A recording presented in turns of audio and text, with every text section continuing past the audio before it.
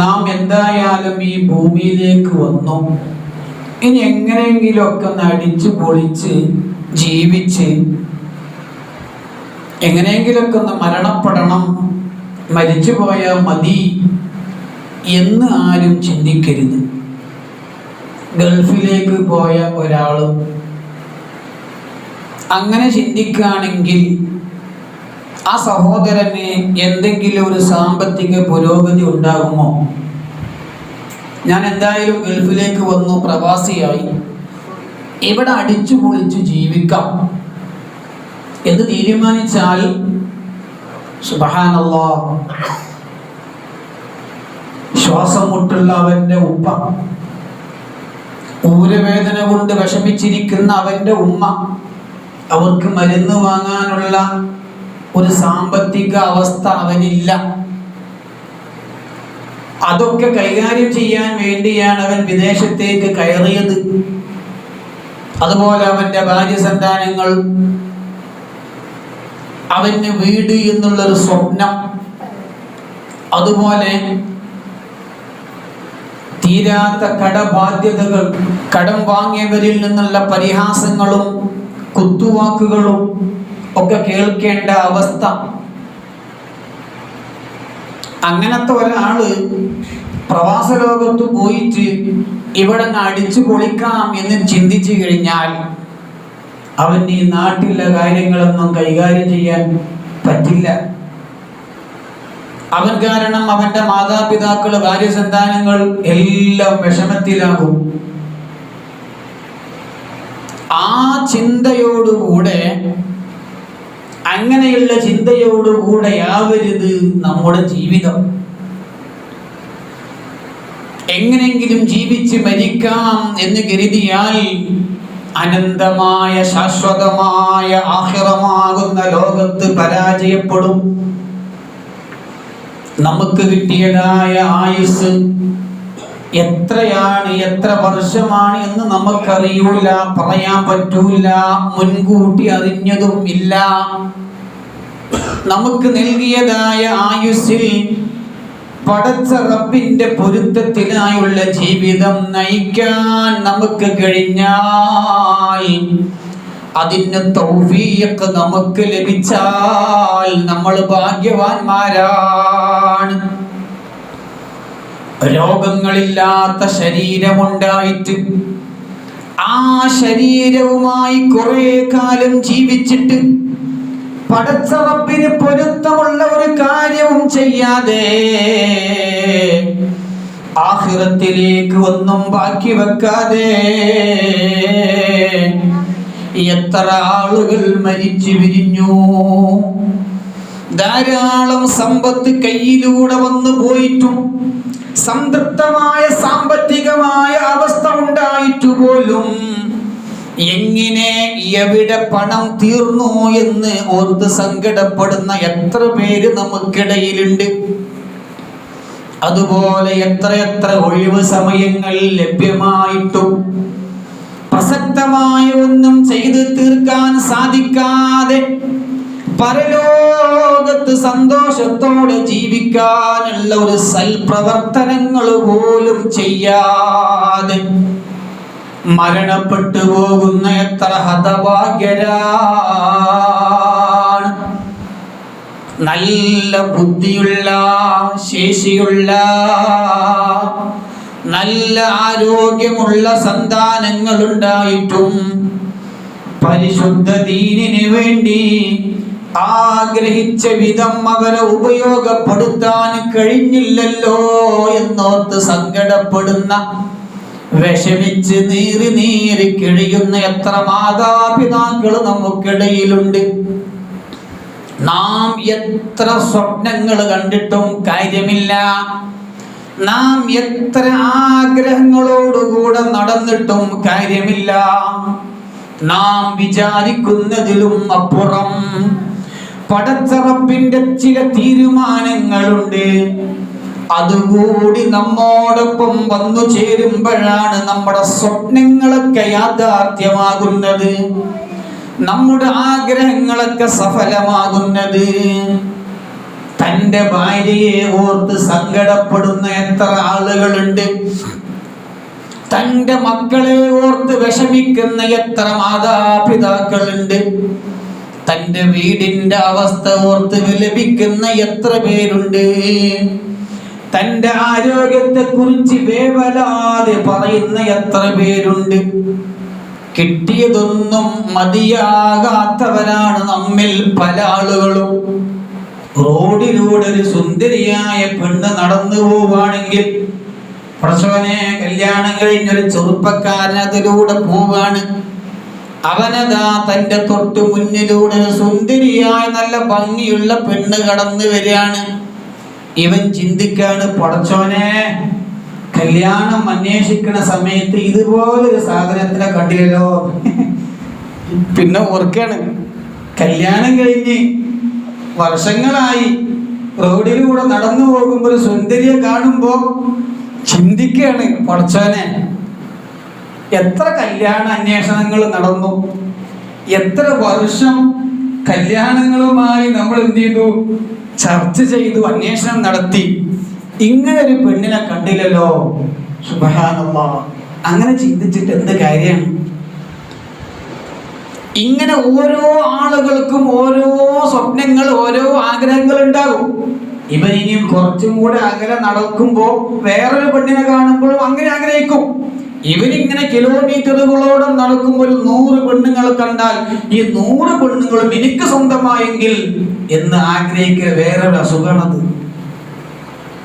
അങ്ങനെ ആഗ്രഹിക്കാൻ പറ്റുമോ? പടച്ച റബ്ബ് എനിക്കൊരു ഭാര്യയെ തന്നിട്ടുണ്ട്, ഇനി കാണുന്നതൊക്കെ എന്റെ ഭാര്യയാവണം എന്ന് ആഗ്രഹിക്കാൻ പറ്റൂലല്ലോ. അത് അള്ളാഹുവിനോടുള്ള വെല്ലുവിളിയല്ലേ, ധിക്കാരം കാണിക്കലല്ലേ. പടച്ച റബ്ബ് നമുക്കൊരു ഭാര്യയെ തന്നിട്ടുണ്ടെങ്കിൽ ആ പടച്ച റബ്ബിന്റെ പൊരുത്തത്തിലായി അവളെ ജീവിപ്പിക്കണം, അവളെ നമ്മൾ സംരക്ഷിക്കണം. അതല്ലാതെ ലോകത്ത് കാണുന്നതൊക്കെ എന്റെ ഭാര്യയാവണം, ലോകത്ത് കാണുന്ന വീടുകളൊക്കെ എന്റെ വീടാവണം, നല്ല സാമ്പത്തികമായി പുരോഗതിയുള്ള മക്കളൊക്കെ എന്റെ മക്കളാവണം എന്ന് ആഗ്രഹിക്കുന്നത് ധാർഷ്ട്യമല്ലേ? അങ്ങനെ ആഗ്രഹിക്കാൻ പാടുവോ? അങ്ങനെ ചിന്തിക്കാൻ പാടുവോ? എന്റെ ഭാര്യയുടെ സ്വഭാവം എന്ത് മോശമാണ്. അയലോക്കത്തുള്ള കുഞ്ഞമ്മൂന്റെ ഭാര്യ എന്ത് നല്ല പെണ്ണാണ്, അവൾ എനിക്ക് കിട്ടിയില്ലല്ലോ. അങ്ങനൊക്കെ ചില ആളുകളുടെ പല ആഗ്രഹങ്ങളുണ്ടാവും, പല ചിന്തകളുണ്ടാവും. ഒറ്റയ്ക്ക് ഇങ്ങനെ ഇരിക്കുമ്പോഴേ പല ചിന്തകളും വരും. ഒറ്റയ്ക്ക് ഇങ്ങനെ ഇരിക്കുന്ന സമയത്ത് പടച്ച റബ്ബുമായുള്ള ഒരു കണക്ഷൻ മാറിയിരിക്കുമ്പോ, ഫോണിൽ ഇങ്ങനെ തോണ്ടിയിരിക്കുമ്പോ അതിൽ വല്ല പെണ്ണുങ്ങൾ കാണുമ്പോ, ഓ എത്ര സുന്ദരിയായ പെണ്ണാണിത് പടച്ചോനെ, ഇങ്ങനെയൊക്കെ ആഗ്രഹിക്കുന്ന എത്ര ആളുകളുണ്ട്. പടച്ച റബ്ബ് നമുക്കൊരാളെ തന്നിട്ടുണ്ടെങ്കിൽ അതിലപ്പുറം നമ്മൾ ആഗ്രഹിക്കുന്നത് എന്തിനാ? പടച്ച റബ്ബ് നമുക്ക് മക്കളെ തന്നിട്ടുണ്ടെങ്കിൽ ആ മക്കളെ നല്ലതുപോലെ വളർത്താനും പരിപാലിക്കാനും അവർക്ക് ഇഷ്ടപ്പെട്ട വിദ്യാഭ്യാസം നൽകുവാനും നമ്മൾ തയ്യാറാവണം. അപ്പോഴേണ് ആ മക്കൾ നമുക്ക് ഉപകാരമുള്ള മക്കളാവുകയുള്ളൂ. പിന്നെ അവസാനം പടച്ചോനെ, അയൽവക്കത്തെ ആ മുഹമ്മദിന്റെ മകൻ എത്ര ആര്യമാണ്, എത്ര നല്ല കുട്ടിയാണ്, ഞാനാണ് എൻ്റെ കുട്ടിയെ നല്ലതുപോലെ അതോ പഠിപ്പിച്ചില്ലല്ലോ, വിദ്യാഭ്യാസം നൽകിയില്ലല്ലോ, മദ്രസയിൽ പറഞ്ഞയച്ചില്ലല്ലോ, അതുപോലെ എനിക്കൊരു കുട്ടിയെ തന്നിരുന്നെങ്കിൽ എന്ന് ആഗ്രഹിച്ചിട്ട് എന്ത് കാര്യമാണ്? ഇതുപോലെ അതുപോലെ തന്നെ എൻ്റെ സഹോദരിമാരെ, നിങ്ങൾക്ക് നൽകിയതായ ഭർത്താക്കന്മാര് അവർക്ക് പല ദുസ്വഭാവങ്ങൾ ഉണ്ടായേക്കാം. തൻ്റെ ഭർത്താവ് കള്ളുകുടിയനാവാം, തൻ്റെ ഭർത്താവ് തെമ്മാടിയാവാം. പക്ഷേ ആ ഭർത്താവിനെ തന്നത് പടച്ച റബ്ബാണ്. എന്നാൽ മറ്റൊരു ചെറുപ്പക്കാരനെ കാണുമ്പോ അവനെ എങ്ങനെയെങ്കിലും എൻ്റെ ഭർത്താവാക്കണം എന്ന് കരുതുന്നത് നിന്റെ ദുരാഗ്രഹം മാത്രമാണ്. അത് പടച്ച റബ്ബിനെ ധിക്കരിക്കലാണ്. സൗന്ദര്യമുള്ള, ആരോഗ്യമുള്ള, നിങ്ങളുടെ കണ്ണിന് കുളിർമയാകുന്ന പലതെയും നിങ്ങൾ കണ്ടുമുട്ടിയേക്കാം. അതൊക്കെ സ്വന്തമാക്കണമെന്ന് കരുതിയാൽ എത്ര പ്രയാസമാണ്. എന്നാൽ നമ്മൾ ചിന്തിക്കേണ്ടത് എന്താണ്? പടച്ചോനെ, നാം എത്രമാത്രം ആരോഗ്യത്തോടു കൂടെയാണ് ഈ ഭൂമി ലോകത്ത് ജീവിക്കുന്നത്. 30 വയസ്സായി, 40 വയസ്സായി, 50 വയസ്സായി. ഈ വയസ്സിനിടയ്ക്ക് നിനക്ക് പൊരുത്തമുള്ള കാര്യങ്ങളൊന്നും ചെയ്തു തീർക്കാൻ എനിക്ക് പറ്റിയില്ലല്ലോ അല്ലാഹ്. എത്ര ആരോഗ്യം നീ എനിക്ക് നൽകി. ആ ആരോഗ്യത്തോടുകൂടെ നിസ്കാരങ്ങൾ മുറപ്രകാരം കൃത്യമായി നിർവഹിക്കാനുള്ള മനസ്സ് ഞാൻ കാണിച്ചില്ലല്ലോ എന്ന് നമ്മൾ ചിന്തിച്ചുകൊണ്ട് നമ്മുടെ മനസ്സ് നന്നാക്കണ്ടേ. നാം എത്രമാത്രം പടച്ചറബിനെ പേടിച്ച് ജീവിക്കുന്നുണ്ട്, എത്ര നിസ്കാരം നമ്മൾ നിർവഹിക്കുന്നുണ്ട്, നമ്മുടെ സ്വകാര്യ ജീവിതത്തിൽ എത്രമാത്രം പടച്ചറബിനെ പേടിക്കുന്നുണ്ട്, എത്ര ഹറാമുകളാണ് നമ്മുടെ കണ്ണുകൊണ്ട് കണ്ടത്, എത്ര ഹറാമുകളാണ് നമ്മുടെ ഹൃദയങ്ങളെ കൊണ്ട് ചിന്തിച്ചത്. ഒരു ദിവസത്തിൽ എത്ര പേരെയാണ് ഗീബത്തും നമീമത്തും കളവുകളും ഒക്കെ നമ്മൾ പറഞ്ഞു കൂട്ടിയത്. അല്ലാഹ്, ഇതിൽ നിന്നൊക്കെ ഒന്ന് മാറി നിന്ന് ഒരു നല്ല ജീവിതം നയിക്കാൻ നമ്മൾ ആഗ്രഹിക്കാത്തതെന്താ? എത്ര സമയങ്ങളാണ് നമ്മൾ പാഴാക്കുന്നത്, എത്ര സമ്പത്തുകളാണ് വെറുതെ നമ്മൾ അനാവശ്യമായി ചെലവഴിക്കുന്നത്. ജനങ്ങൾക്കൊരു ഉപകാരിയായി നമ്മൾ മാറുന്നില്ലല്ലോ. തന്റെ കുടുംബക്കാർക്കും നാട്ടുകാർക്കും അയൽവാസികൾക്കും കൂട്ടുകാർക്കും ഒക്കെ ഒരു ഉപദ്രവകാരിയായിട്ടല്ലേ നമ്മൾ പെരുമാറുന്നത്. നമ്മളവരെ ബുദ്ധിമുട്ടിക്കുകയല്ലേ, അയൽവാസികളെ ബുദ്ധിമുട്ടിക്കുകയല്ലേ, അനിയന്മാര് ജ്യേഷ്ഠന്മാര് അതല്ലെങ്കിൽ ഇളയച്ചി മൂത്തച്ചി നാത്തൂന് അമ്മായിമ്മ മരുമകൾ പരസ്പരം കലഹിക്കുകയല്ലേ. നമ്മൾ മരണപ്പെട്ടാൽ ആരെങ്കിലും ഒരു തുള്ളി കണ്ണുനീര് പൊഴിക്കുമോ? അതല്ല, അവൻ മരിച്ചത് നന്നായി എന്നാണോ പറയുക? നമ്മൾ ചിന്തിക്കേണ്ടതുണ്ട്. അവൻ മരിച്ചത് നന്നായി, അവന്റെ ശല്യം ഇനി ഉണ്ടാവില്ലല്ലോ. എത്ര ബുദ്ധിമുട്ടുകളാണ് അവൻ എന്നെ ഏൽപ്പിച്ചത്, അവനെ കൊണ്ടാകെ ശല്യമായിരുന്നു. അവൻ മരിച്ചു പോയത് നന്നായി പോയി. നമ്മുടെ മരണവാർത്ത അറിഞ്ഞ് ചിരിക്കുന്നവർ എത്ര പേരാണ്? നമ്മുടെ മരണവാർത്ത അറിഞ്ഞ് പൊട്ടിക്കരയുന്ന എത്ര പേര് നമുക്കുണ്ട് കൂട്ടുകാരായി? അവന്റെ ശല്യം തീർന്നു എന്ന് പറയുന്ന എത്ര ആളുകളാണ്? നമ്മൾ ചിന്തിക്കണ്ടേ? ഞാൻ മരിച്ചാൽ ആ വാർത്ത നിങ്ങൾ അറിഞ്ഞാൽ ഇന്നാലില്ലാഹി പറയുമോ? കണ്ണിൽ കണ്ണീര് നിറയുമോ?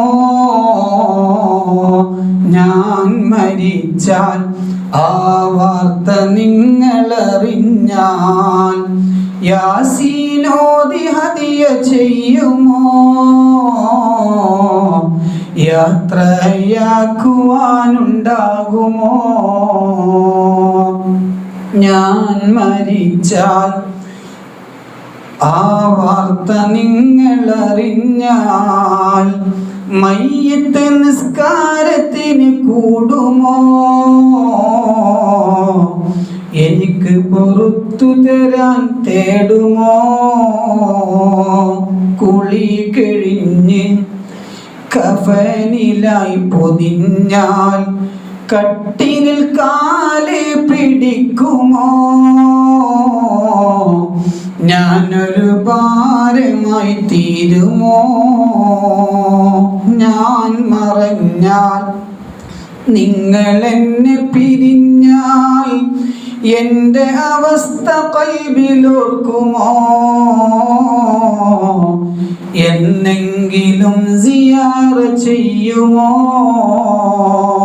മണ്ണടിഞ്ഞാൽ കാലമേറെ കഴിഞ്ഞാൽ എന്നെ പാടെ മറക്കുമോ? എന്നെങ്കിലും ഓർമ്മ പൂക്കുമോ?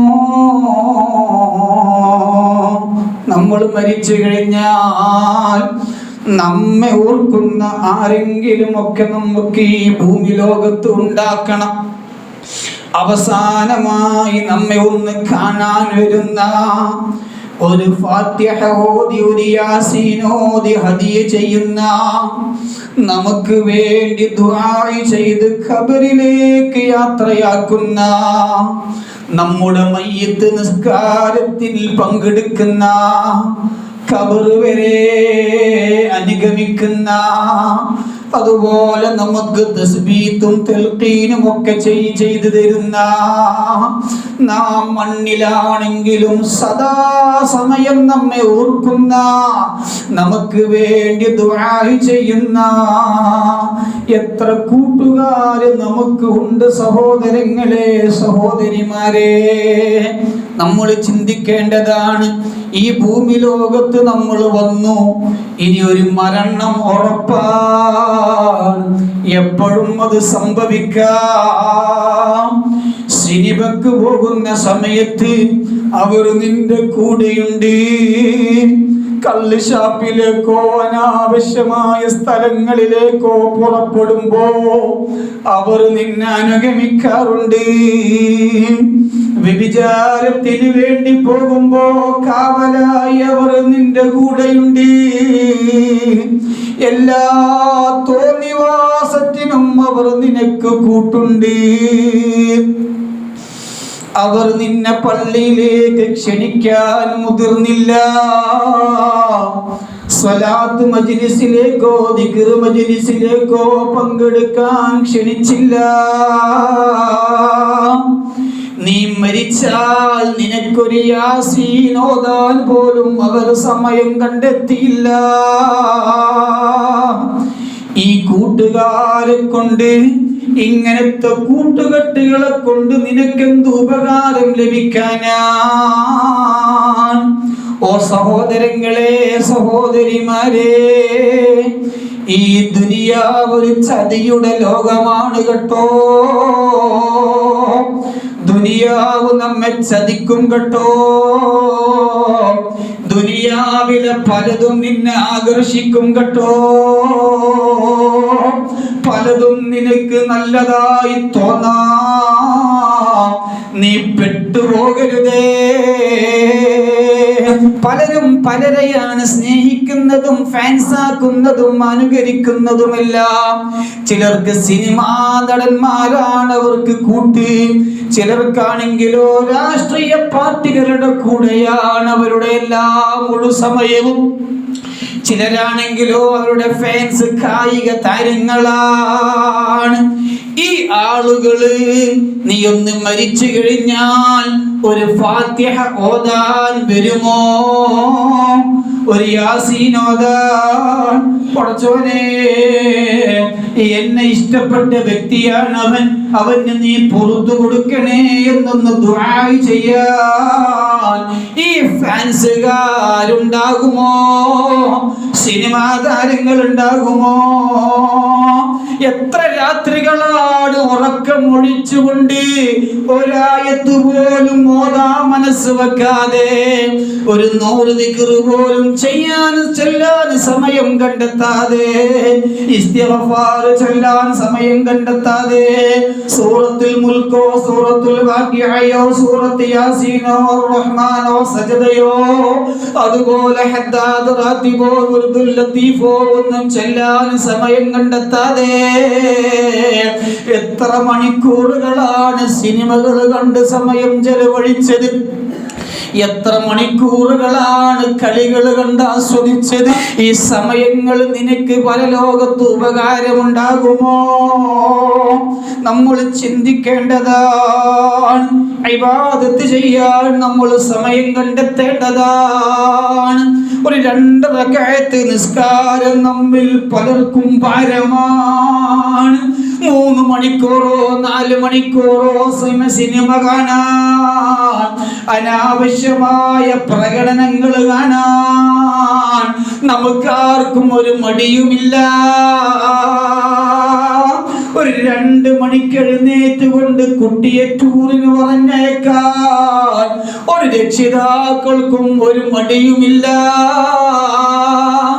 4 മണിക്ക് എഴുന്നേറ്റ് കൊണ്ട് സ്കൂളിലെ പഠനങ്ങൾ ശ്രദ്ധിക്കാൻ രക്ഷിതാക്കൾക്ക് യാതൊരു മടിയുമില്ല.